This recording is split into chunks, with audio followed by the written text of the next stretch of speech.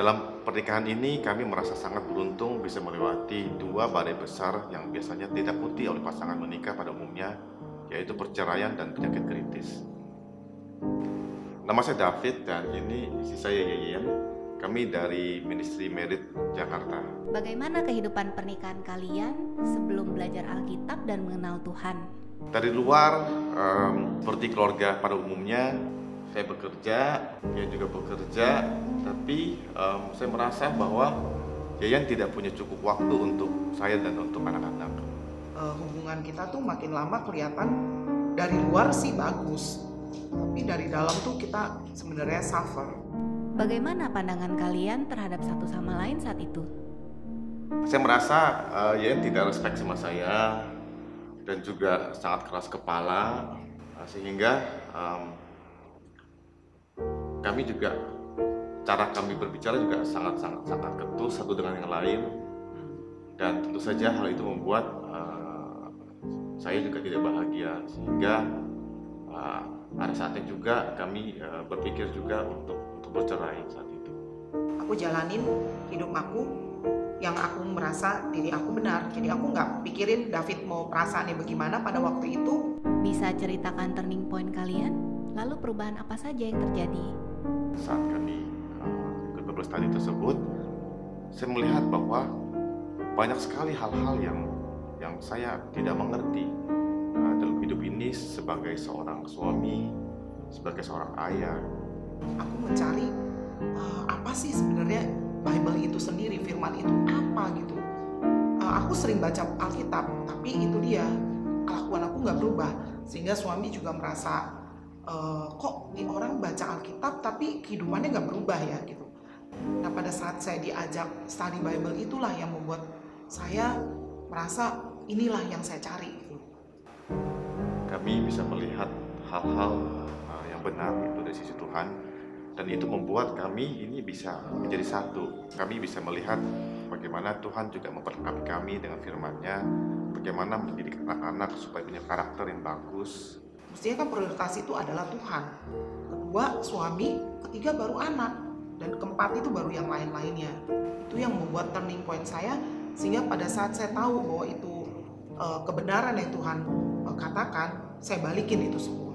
Ketika Yeyen terkena penyakit kritis, bagaimana kalian menghadapi ujian tersebut? Pertama, aku tuh hubungan ini dulu ya, diperbaikin hubungan aku sama David, diperbaikin. Itu paling penting. Dalam menghadapi gak gampang ini, banyak orang-orang juga yang Tuhan kirim, sehingga menguatkan aku juga, bukan hanya suami, anak-anak juga ya, terutama anak-anak satu persatu bisa jadi murid. Harus aku jalan itu banyak proses yang aku harus lewati. Tapi Tuhan sekali lagi kasih aku kekuatan, kasih aku comfort, sehingga aku bisa jalan ini nih bukan karena aku bisa, tapi karena ada Tuhan dan ada orang-orang yang Tuhan kirim. Apa pesan bagi pasangan menikah yang kira-kira memiliki pergumulan seperti kalian? Dua orang akan lebih kuat lagi apabila ada Tuhan di tengah-tengahnya. Tuhan itu kasih kita kekuatan dulu pada saat kita mau mendekat sama Tuhan, sehingga hidup family kita jadi kuat, sehingga pada saat ada menghadapi apapun, kita itu bisa lewatin itu semua karena ada Tuhan di tengah-tengahnya. Mari ikut Tuhan, melihat Tuhan melalui firman-Nya, karena udah jelas Tuhan udah tinggalin kita firman, supaya kita nggak salah dalam menjalani hidup ini. Masing-masing orang dari pasangan menikah punya pengalaman masa kecil masing-masing, dan itu mereka bawa saat mereka berumah tangga. Seperti yang kami alami juga, bahwa hal tersebut membuat kami melihat masalah masing-masing dari sudut pandang kami saja dan sudut pandang dunia. Dan tanpa hikmat dari Tuhan, itu pasti akan ada masalah, dan kami sudah mengalami juga. Butuh sekali ada panduan dari Tuhan, sehingga hal-hal yang berjalan bisa berlangsung dengan baik dan bisa ada sukacita. Dan saya pikir berjalan bersama Tuhan, sukacita bukan hanya untuk keluarga, tapi juga terhadap keluarga besar dan juga orang-orang di sekitar kita.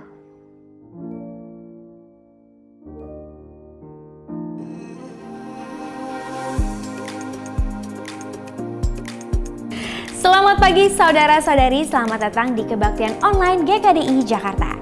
Sebelum kita memulai kebaktian kita, akan ada beberapa pengumuman yang bisa kita perhatikan berikut ini.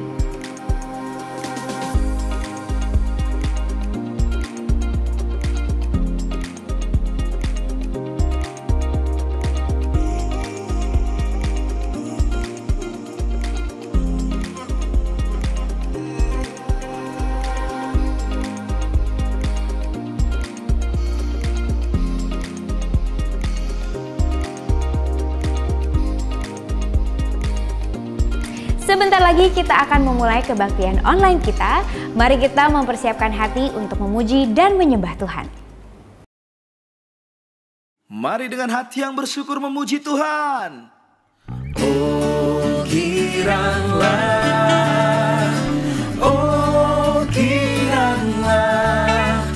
Tuhan Yesus amat cinta pada saya.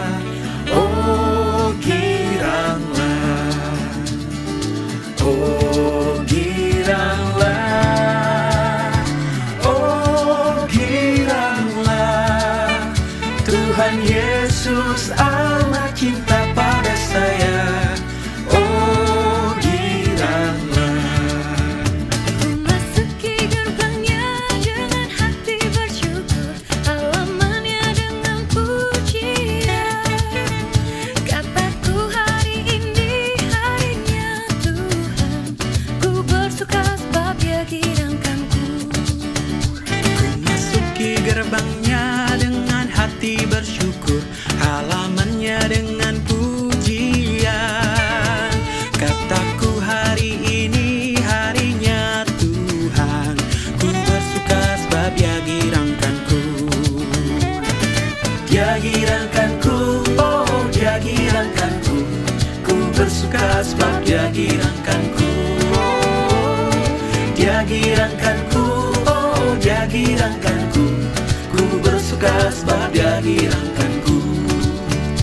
Ku masuki gerbangnya dengan hati bersyukur, halamannya dengan pujian.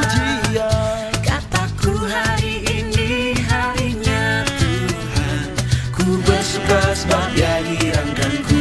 Sama-sama katakan. Dia girangkanku, oh Dia girangkanku, ku bersuka sebab Dia girangkanku. Dia girangkanku, oh Dia girangkanku, ku bersuka sebab Dia girangkanku. Mari bertepuk tangan.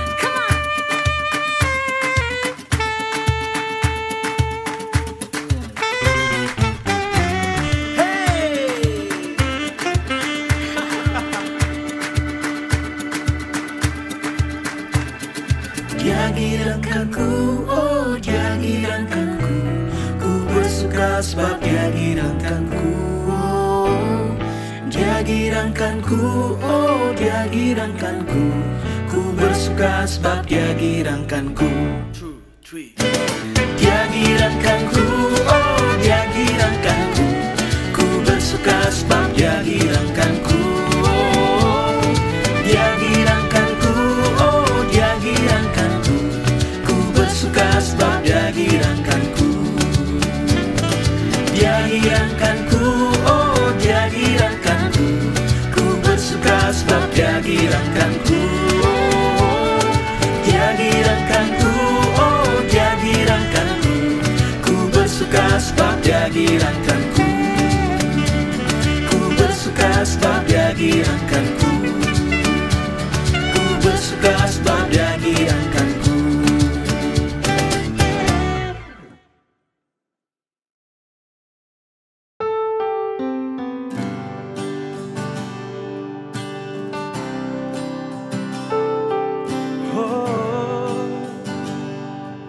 We worship You, oh be my anthem. Lord, when the world has fallen quiet, You stand beside me. Give me a song in the night, Jesus, I need you every moment.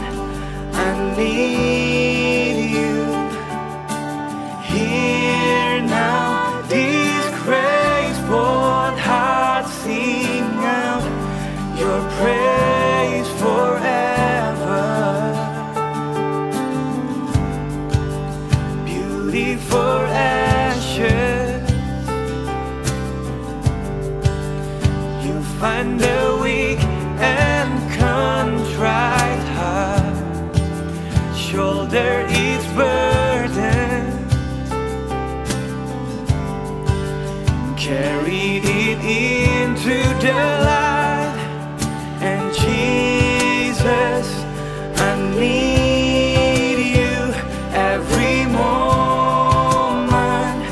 I need you here now. These graceful hearts sing out your praise forever. Jesus, I need you every moment. I need you here now. These graceful hearts sing out your praise forever.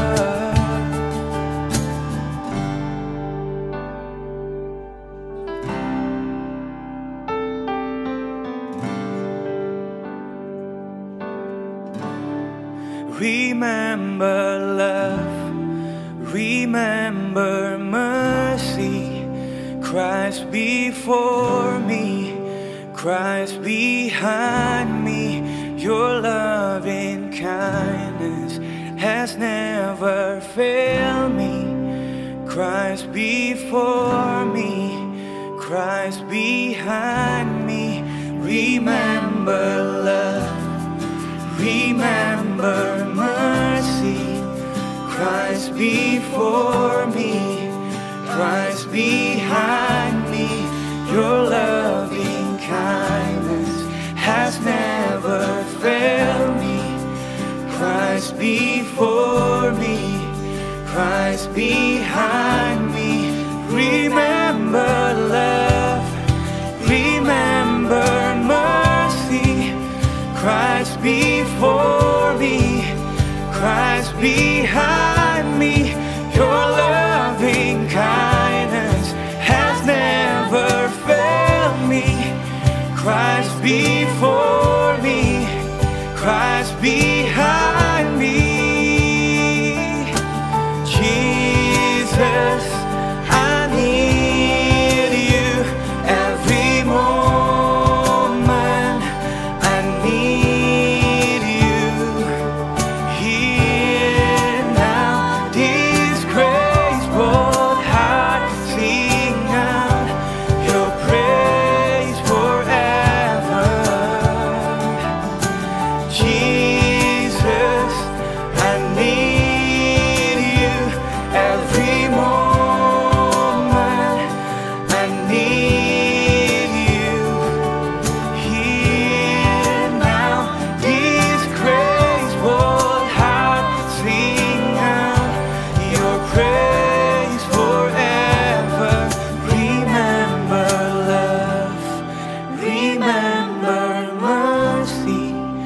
Christ before me, Christ behind me. Your loving kindness has never failed me. Christ before me, Christ behind me.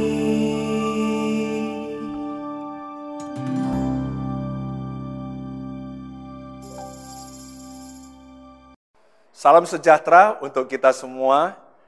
Satu anugerah jika kita bisa bersama-sama tadi memuji Tuhan dan juga kita diberi kesehatan oleh Tuhan. Dan terutama kita sendiri memiliki satu sama lain sehingga kita senantiasa bisa menguatkan, membangun satu dengan yang lain. Saya sangat bersyukur untuk setiap dari kita di sini. Saya berharap suatu hari, sewaktu kita bisa berkumpul sama-sama, kita bisa memeluk satu sama lain dan betul-betul memberikan kasih dan semangat. Mari kita berdoa bersama-sama. Tuhan, terima kasih karena Engkau senantiasa menjaga kami. Ini adalah di bulan Juli, Tuhan, di mana kami memulai 6 bulan lagi ke depan, Tuhan. Dan kami bersyukur, Tuhan, bahwa tema Jumat kita bersama-sama akan belajar bagaimana kita bisa menjadi pemberita Injil, kabar baik itu. Dan siapkanlah kami, Tuhan. Biarlah Tuhan Roh Kudus, Engkau menyertai kami, bantu kami belajar dari firman Engkau, sehingga kami bisa menjadi murid yang lebih lagi bisa Engkau pakai dengan luar biasa. Sertai hamba-Mu dan bawakan firman, dalam nama Yesus kami berdoa dan mengucap syukur. Amin. Saya senang bahwa kita semua di sini masih senantiasa diberi kesehatan. Saya tahu waktu berita dari pemerintah mengatakan bahwa sekarang mall akan dibuka, restoran mungkin akan dibuka. Sepertinya saya lihat orang kemudian excited. Bahkan minggu yang lalu saya pergi keluar, saya lihat orang-orang naik sepeda. Sekarang kalau kita pergi ke toko sepeda, itu pada habis itu sepedanya. Karena orang sekarang mau mengeluarkan stresnya daripada di rumah, mereka pergi berolahraga. Yang sangat sedihnya adalah banyak yang tidak pakai masker. Nah, ini yang harus kita jaga sebagai murid. Kita harus pastikan kita taat pada pemerintah dan kita senantiasa pakai masker untuk menjaga orang lain dan bukan hanya diri kita sendiri. Banyak orang mau buka mall, tetapi yang paling penting adalah pintu hati orang-orang. Saya lihat hari ini banyak orang yang pergi menenangkan dirinya, mencari pelepasan dari stres dengan open kepada ide, cara, teknik yang baru. Tapi yang paling penting adalah hati yang bisa terbuka. Untuk siapa? Untuk Kristus. Karena kita tahu solusi satu-satunya yang terpenting yang dibutuhkan manusia adalah Kristus sendiri. Hari ini kita akan belajar bersama-sama dan judul khotbah saya adalah Faith Winner and Friend Maker. Kadang-kadang kita di sini cuma mau memenangkan orang, tetapi kita tidak tahu bagaimana jadi friend maker. Atau kadang-kadang kita ada ekstrim ya, kita tahu bagaimana untuk bersahabat dengan orang, berteman dengan orang, tapi kita tidak tahu how to be faith winner. Kita belajar dari Paulus karena dia bukan hanya faith winner, tapi dia juga adalah friend maker yang luar biasa. Tema kita bulan ini akan diambil dari buku Kolose 4. Saya akan bacakan di ayat 2. Bertekunlah dalam doa dan pada itu berjaga-jagalah sambil mengucap syukur. Berdoa jugalah untuk kami, supaya Allah membuka pintu untuk pemberitaan kami. Sehingga kami dapat berbicara tentang rahasia Kristus, yang karenanya aku dipenjarakan. Dengan demikian aku dapat menyatakannya sebagaimana seharusnya. Ada 4 hal yang akan kita belajar dari Paulus. Yang pertama adalah praying. Tadi dikatakan bertekunlah dalam doa. Mengapa doa itu penting? Sering sekali saya lihat orang begitu semangat untuk Tuhan, langsung memberitakan itu, langsung menginjili orang, dan itu akhirnya jadi berantakan, akhirnya jadi stuck. Mengapa? Karena orang ini tidak bergantung kepada Tuhan. Dia lupa bahwa penginjilan ini sendiri, pemberitaan kabar baik ini adalah pekerjaan Tuhan. Dan ini harus diinisiate, dimulai oleh Tuhan. Tidak ada di antara kita di sini karena hati kita baik atau karena kehebatan orang yang reach out kepada kita yang membuat kita menjadi murid Tuhan hari ini. Enggak. Itu karena kasih Tuhan, karena Tuhan yang bekerja terlebih dahulu. Karena kasih Dia yang bekerja terlebih dahulu. Kita perlu bergantung kepada Tuhan. Gak bisa kita independen. Tapi kita perlu dependent karena Dialah yang punya kuasa itu. Yang akan memampukan kita. Yang juga akan melunakkan hati orang. Yang membukakan pikiran hati orang. Ya Tuhan. Yesus sendiri yang adalah Tuhan. Anak Tuhan satu-satunya. Yesus dalam hidupnya senantiasa berdoa. Nah, kita boleh pikir dia Tuhan, ngapain dia doa? Kan dia udah hebat. Tidak. Yesus bahkan di buku Yohanes 5 ayat 19, Yesus bilang gini, aku ini tidak dapat mengerjakan apa-apa kalau itu dari diri saya sendiri. Artinya, kalaupun sesuatu yang dia kerjakan itu karena dia bergantung dulu. Dia lihat, dia dapat hikmat dari Bapaknya dulu. Bagaimana melakukannya. Tidak ada sesuatu pun yang saya kerjakan yang dari diri saya sendiri. Itu kata Yesus. Sesudah itu di ayat 30 Yohanes 5, dia katakan, aku tidak dapat berbuat apa-apa dari diriku sendiri. 2 kali loh dia nyatakan itu. Dia bilang, nggak mungkin saya bisa memberikan satu penghakiman dari diri saya sendiri. Tapi itu harus dari Bapa. Nggak bisa saya lakukan sesuatu dari kehendak diri saya sendiri. Itu harus kehendak dari Bapa. Pada dasarnya Yesus bilang, apa yang saya katakan, apa yang saya lakukan, apa yang sekarang saya berikan kepada kamu, itu adalah sesuai dengan kehendak Bapa. Kalau Yesus saja bergantung kepada Bapa. Kalau Paulus saja bergantung kepada Bapa. Saya mau tanya, kamu dan saya perlu nggak? Kita harus mulai dengan doa. Karena tanpa doa, kita powerless. Hal yang sangat menarik, saya baca di buku Injil, ini saya masih ingat waktu saya young Christian. Saya melihat di buku Lukas 11 dikatakan, waktu itu murid-murid bersama Yesus, dan murid-murid Yesus tanya kepada Yesus. Dan minta kepada Yesus. Dan ini tahu yang diminta apa? Ajarkanlah kami untuk berdoa. Saya nggak pernah baca di Injil. Murid-murid Yesus minta kepada Yesus, ajarkanlah kami untuk berkhotbah seperti kamu. Oh, ajarkanlah kami untuk bisa jalan di atas air seperti kamu. Nggak pernah. Hal yang murid Yesus minta adalah ajarkanlah kami berdoa. Saya mau tanya kita semua di sini. Pernah kita tanya kepada orang yang bimbing kita, atau orang yang kita tahu dewasa secara rohani, dan kita bilang, ajarkanlah saya berdoa. Mengapa hari ini banyak orang yang bergumul untuk berdoa? Mungkin kita nggak pernah tanya. Dan minta bagaimana? Ajarkanlah saya untuk berdoa. Doa adalah sesuatu yang powerful. Tapi iblis bisa menipu manusia sehingga kita tertarik untuk hal-hal yang lain. Saya ada beberapa saudara yang datang kepada saya, young Christian, yang datang kepada saya dan bilang, bro, bisa spend time nggak? Saya bilang, oh ya. Dalam spend time kita tahu apa yang mereka tanyakan? Ajarkanlah saya berdoa. Saya selalu semangat kalau ada murid Yesus yang menanyakan tentang itu. Tapi dalam kenyataannya lebih banyak orang yang tanya kepada saya, bagaimana ya supaya saya bisa punya insight yang dalam dari Alkitab.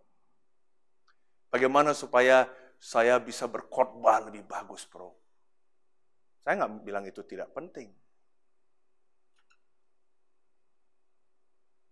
Tapi sangat penting untuk kita bisa tanyakan. Bagaimana supaya saya bisa berdoa dengan benar. Saya berharap ini menusuk kita.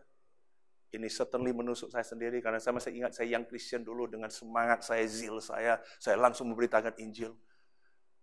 Dan saya bergantung kepada diri saya, lebih daripada bergantung kepada kuasa Tuhan. Kemudian Paulus bilang, oke, kalau kamu sudah tahu mengapa penting berdoa, sekarang saya mau kamu tahu bagaimana berdoanya.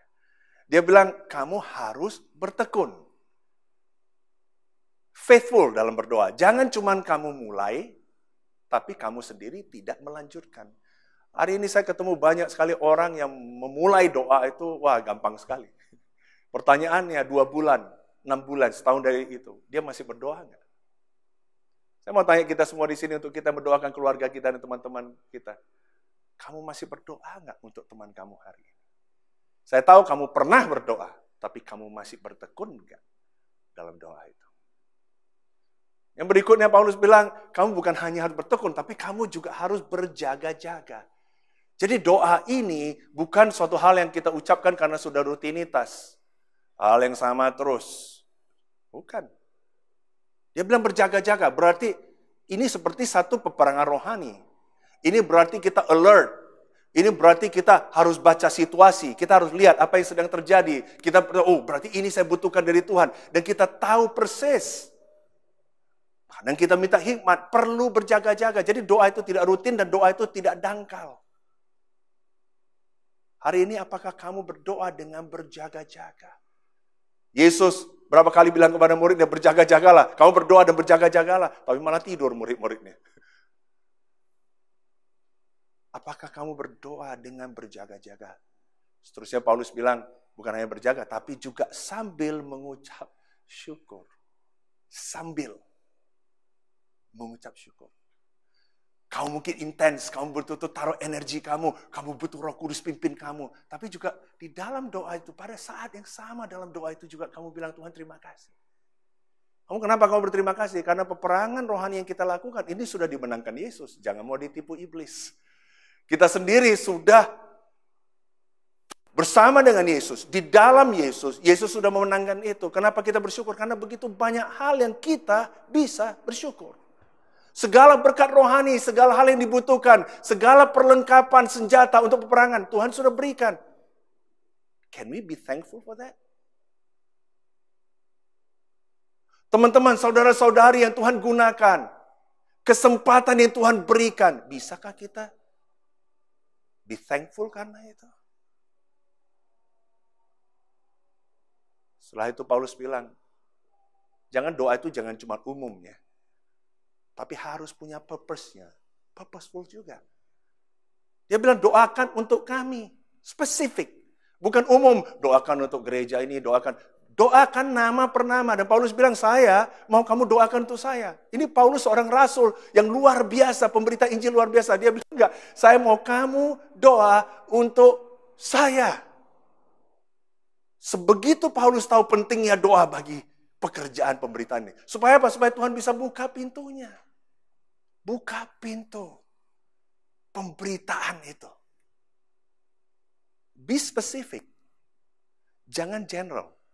Jangan cuma secara umum saja. Amen. Hari ini apakah kita bergantung kepada doa sebelum bahkan kita memulai pemberitaan itu? Yang kedua adalah proclaiming. Nah, di ayat 3 dia bilang, supaya Allah membuka pintu pemberitaan kami sehingga kami dapat berbicara tentang rahasia Kristus. Yang karenanya aku dipenjarakan. Dengan demikian aku dapat menyatakannya sebagaimana seharusnya. Dia bilang kita doa supaya Tuhan buka pintu sehingga apa? Sehingga waktu kita proklaim itu, berbicara itu pesan itu bisa menjadi jelas. Dia bahkan disebutkan bahwa pesan itu adalah rahasia Kristus. Kenapa disebutkan rahasia Kristus? Karena begini, ini bukan masalah IQ orang tinggi atau enggak. Atau karena pengalaman kita, kita sudah pintar, sudah hafal Alkitab. Bukan. Tidak bisa orang mengerti tentang Kristus kalau bukan Tuhan sendiri yang reveal atau menyatakan itu. Ini inisiatifnya adalah Tuhan. Saya ketemu ada orang yang sudah doktor, PhD, baca Alkitab, jelasin, gak ngerti-ngerti. Kenapa? Karena dia sendiri harus buka hati dan Tuhan bekerja di sana. Jadi ini bukan soal pengetahuan saja. Ini misteri atau rahasia disebut bukan karena ini membingungkan atau sesuatu bahan yang sulit dimengerti. Bukan itu. Atau abstrak. Bukan. Ini misteri karena rahasia karena harus Tuhan sendiri yang nyatakan. Saya ambil contoh kepada kita. Apa yang kita proklaim? Kadang-kadang yang kita proklaim adalah, wah, kamu sini dong, datang gereja ini dong, orangnya baik-baik. Kamu datang kok, meritnya bisa diubah. Kamu datang dong, karena, wah, anak-anaknya kebantu itu. Saya nggak bilang kita nggak boleh ngomong itu. Tetapi, apa yang kita proklaim? Alkitab bilang kita proklaim adalah Injil. Bukan kita proklaim kebaikan orang. Itu poin nomor 3 nanti saya akan bicarakan. Tetapi yang kita proklaim adalah Injil itu. Kenapa penting? Karena semua manusia ini pendosa. Kita berdosa dan itu masalah utamanya kita. Nah sekarang bisa nggak orang berubah tanpa Kristus? Bisa. Hari ini banyak orang yang berubah, berhenti merokok tanpa kenal Yesus. Hari ini ada orang berhenti narkoba tanpa kenal Yesus. Bisa orang berhenti dari bad habit atau ubahkan behaviornya tanpa Yesus. Jadi kalau gitu apa bedanya dengan kita? Beda banget. Orang itu berubah karena mungkin ada krisis terjadi dalam hidup dia. Dia berubah karena udah capek atau mungkin pertengkaran udah hebat. Akhirnya dia udah capek, dia berhenti dari itu. Atau karena dia self-disiplin, dia disiplin. Atau ikut motivational speaker, dia berubah. Tapi dia tidak pernah akan bisa kalahkan dosanya. Bedanya kamu dan saya sebagai orang Kristen adalah kamu dan saya meninggalkan dosa itu bukan karena kita hebat. Tapi kita tinggalkan dosa itu karena kita punya personal relationship dengan Yesus. Kita lihat seberapa Yesus mengasihi kita. Kita lihat contoh hidupnya. Dan kita lihat bagaimana dia rela mati di kayu salib supaya kamu dan saya bisa tidak kena penghukuman tapi bisa diselamatkan. Dan hidup kita bisa diubahkan karena kita kenal dia secara pribadi. Karena of his love pada saya, pada kita. Itu yang mengubahkan. Saya masih ingat hari ketika saya ambil keputusan untuk bertobat. Itu bukan karena saya mau supaya saya behavior saya berubah, enggak. Karena saya habis belajar tentang salib Yesus dan saya enggak bisa tahan lagi. Karena saya lihat pertama kali dalam hidup saya ngerti seberapa Yesus mengasihi saya. It is my relationship sama Yesus yang membuat saya bertobat. Membuat kita bisa tinggalkan dosa.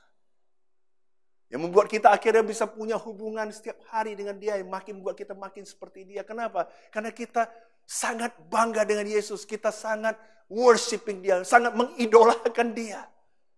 Yang membuat kita hari ini bisa hidup jauh berbeda dengan orang dunia. Orang bisa berubah tapi tidak bisa tinggalkan dosa tanpa Yesus. Dan masalah kita adalah dosa.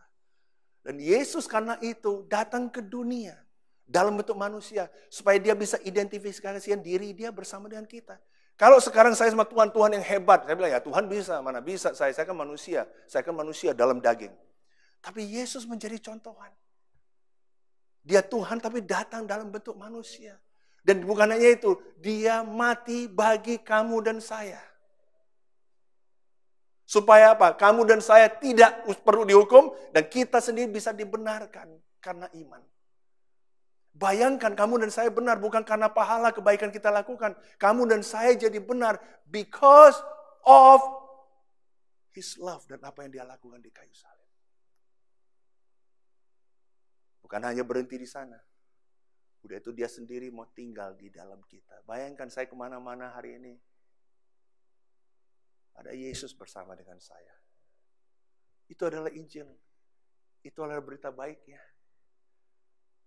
Dan karena berita baik inilah Paulus dipenjara di Roma. Waktu dia menulis surat Kolose ini. Mengapa dia dipenjara? Karena dia memberitakan bahwa tidak lagi ada batasan orang Yahudi dengan orang non-Yahudi atau Gentiles. Kita bisa lihat di buku Kisah 20. Itu alasan, jadi bukan dia dipenjara di Roma bukan karena buat jahat. Karena dia beritakan bahwa Tuhan pun mengasihi orang non-Yahudi. Tuhan pun menyelamatkan orang non-Yahudi. Sekarang kita sendiri Tuhan buat tidak ada batasan lagi kita dengan Tuhan. Kita diselamatkan. Mana mungkin kita di sini mau buat batasan antara Yahudi atau non-Yahudi? Manusia suka membedakan ras. Tuhan bilang tidak. Kalau dosa pemisah satu-satunya saya sendiri sudah hancurkan. Sekarang tidak ada pemisahan secara ras. Tidak ada pemisahan karena faktor ekonomi. Dia bilang budak dan orang merdeka. Enggak ada lagi perbedaannya. Kolose 3 dia bicara tentang itu. Enggak ada lagi beda pendidikan. Enggak ada tentang itu. Di dalam Yesus kita jadi satu. Inilah yang harus kita proklaim. Saya sangat suka satu hal adalah waktu dalam jemaat saya lihat ada orang yang hitam, ada yang kuning, ada yang coklat, ada di mana latar belakang berbeda-beda. That is beautiful. Kenapa? Karena itulah yang harusnya kita proklaim. Hari ini saya mau tanya, apakah kamu betul-betul memproklimkan Injil? Apakah ini berita baik? Bagi Paulus ini berita baik. Bahkan dia bilang, saya lebih bagus doa untuk supaya pemberitaan Injil bisa diberitakan. Supaya Tuhan buka pintunya. Dia nggak pernah doa sekalipun, Tuhan buka pintu penjara untuk saya.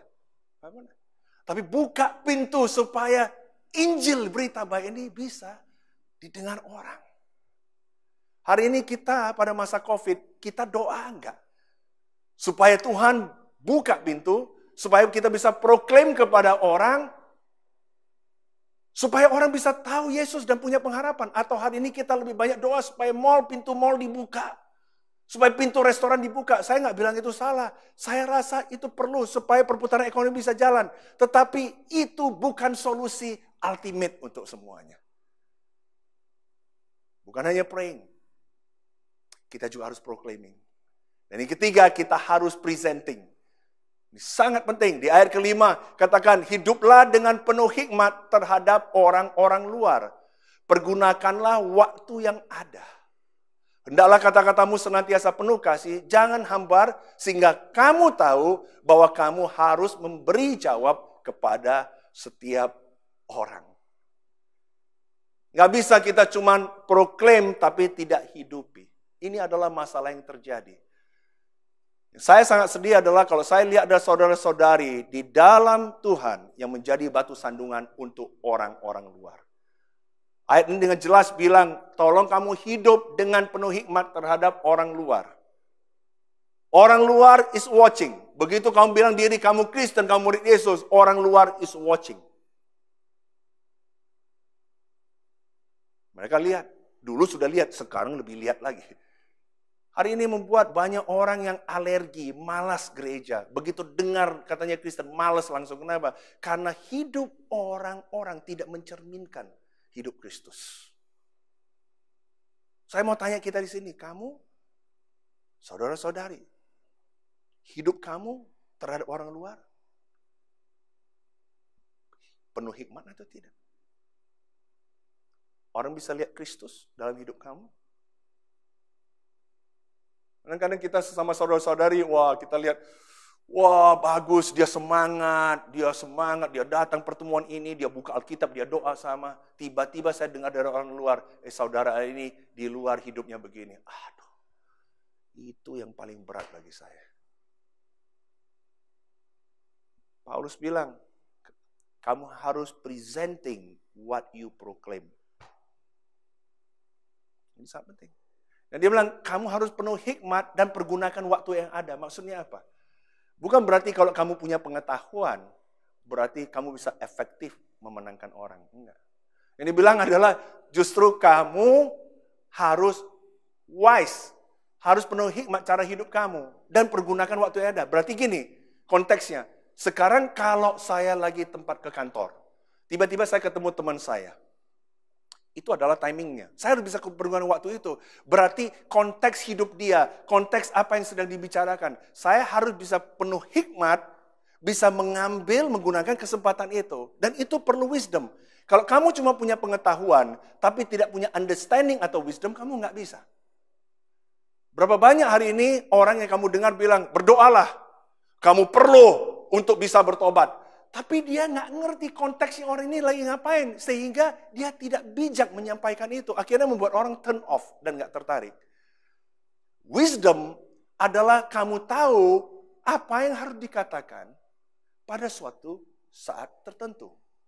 Kamu harus bisa tahu, oh ini orang ini sedang berasa seperti ini. Orang ini keadaannya lagi begini. Dan wisdom itu memberikan kamu kreativitas dan membuat kamu punya hati dan perasaan yang bisa ngerti. Ini yang dia butuhkan pada saat itu.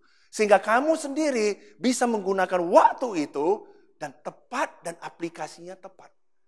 Kamu menjadi orang Kristen, belum tentu kamu punya pengetahuan, kamu ngerti aplikasinya. Waktu itu Tuhan bilang, kamu harus penuh hikmat. Saya masih ingat waktu saya yang Christian, saya dengan menggebu-gebu semangat, saya pikir, udah saya semangat, saya beritakan. Akhirnya orangnya mundur. Kenapa? Karena I have zeal, but without knowledge. Kemudian sesudah itu saya pikir, oke, kalau gitu saya butuh knowledge. Saya hafalin tuh ayat, sehingga saya nggak perlu lihat catatan lagi waktu saya memuridkan orang. Saya masih ingat, saya udah pede, udah semangat, saya bawa itu firman pengetahuannya, tapi saya tidak bijak. Saya belajar sejak itu. Saya butuh hikmat dari Tuhan. Makanya buku Yakobus 1 itu sangat berakar dalam hati saya. Sampai hari ini, saya sudah ngajar begitu banyak orang, tapi saya senantiasa butuh hikmat. Saya senantiasa berdoa, Tuhan beri saya hikmat. Supaya di dalam konteks hidup orang ini, saya bisa berlaku bijak. Dan itu bisa membantu dia. Setelah itu, Paulus katakan lagi, bahwa harus disampaikan dengan kata-kata yang penuh kasih. Ingat ya, ini bukan tentang masalah kita train supaya kata-kata kita dipoles, sehingga waktu kita nyampaikan juga, wah, begitu penuh kasih. Ada orang yang ngomong itu, tapi nggak dari hati. Kamu bisa feel itu, kamu bisa sense itu. Kamu ngerti maksud saya? Satu pasal sebelumnya di Kolose 3, ini adalah dasar akar kenapa Paulus bisa katakan kamu harus bisa berkata-kata dengan kasih. Jangan dari mulutnya keluar, jangan dari luar, tetapi dari dalamnya. Kamu berkata-kata penuh kasih karena dari dalamnya kamu sendiri mengasihi. Dan kenapa kamu mengasihi? Karena kamu sendiri sudah merasakan namanya dikasihi. Di Kolose 3 ayat 12 dikatakan, karena itu, sebagai orang-orang pilihan Allah yang dikuduskan dan dikasihinya, kenakanlah belas kasihan, kemurahan, kerendahan hati, kelemah lembutan, dan kesabaran.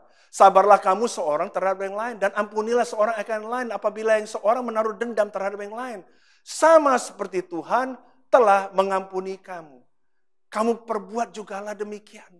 Dan di atas semuanya itu kenakanlah kasih. Sebagai pengikat yang mempersatukan dan menyempurnakan. Dia bilang gini, kamu mengerti namanya love dari Tuhan, kamu dipilih, bukan hanya dipilih, kamu dikuduskan, bukan hanya itu aja, kamu dikasihi, dan bukan hanya itu, kamu diampuni. 4 hal ini adalah grace. Grace dari Tuhan. Dia bilang, kamu ingat, kamu sudah dapatkan ini semua. Sekarang justru karena kamu sudah dapat grace dan love dari Tuhan, apa yang harusnya kamu lakukan kepada orang-orang? Justru ini yang kamu harus kenakan.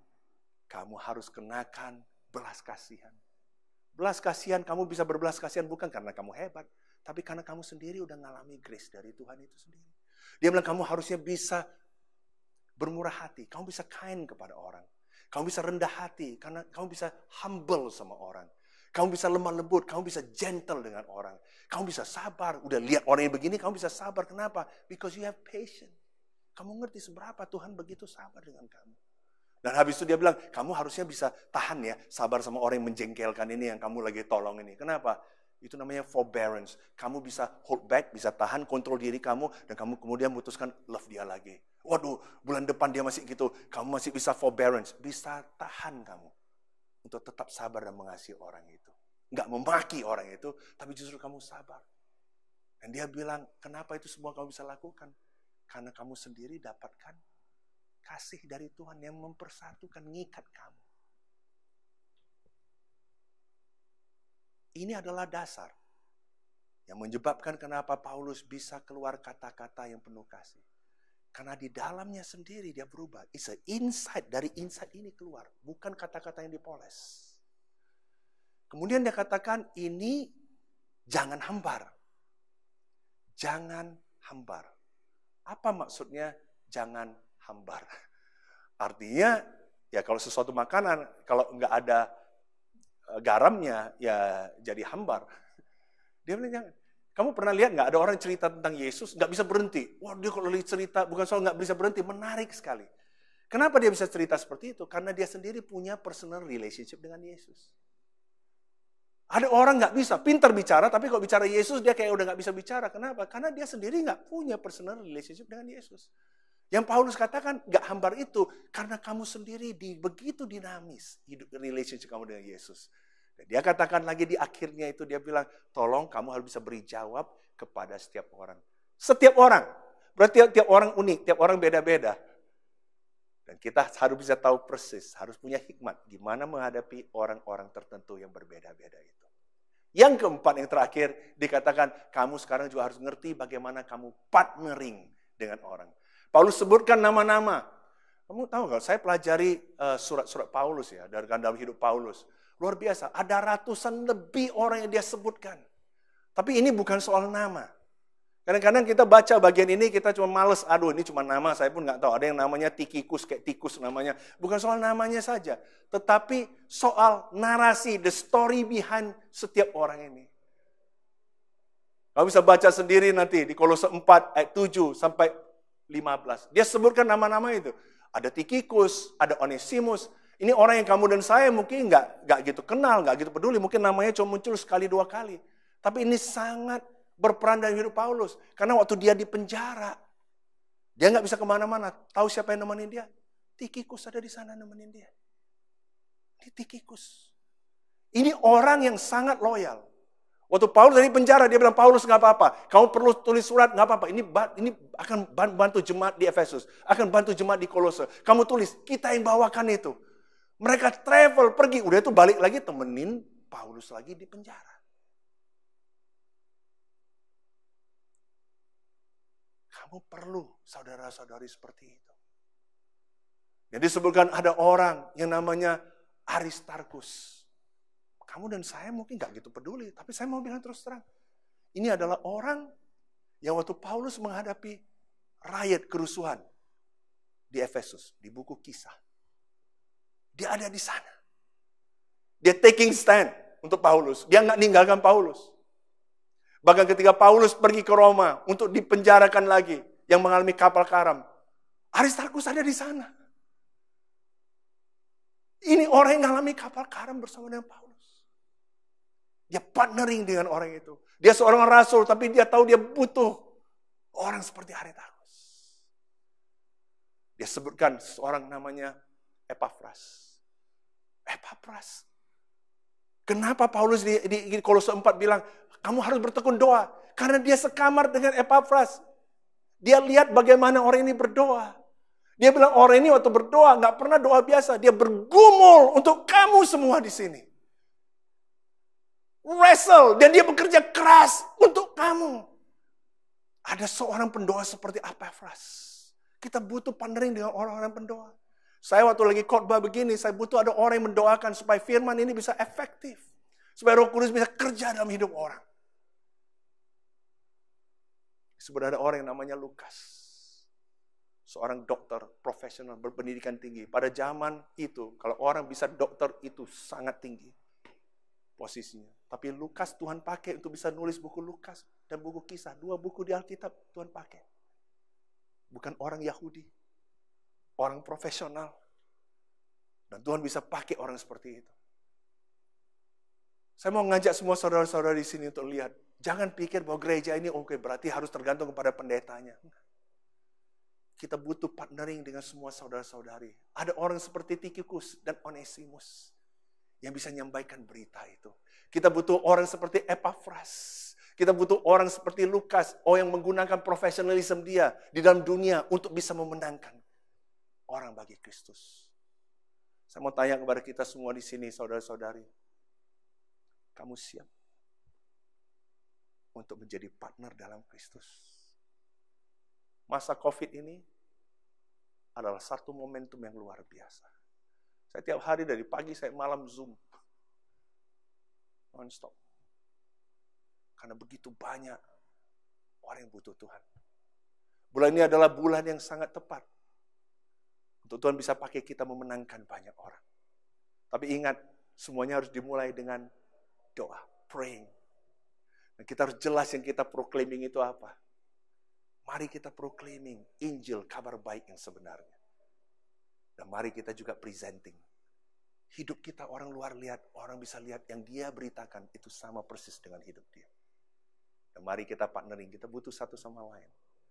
Dan biarlah pintu yang Tuhan buka betul-betul bisa menyelamatkan banyak jiwa.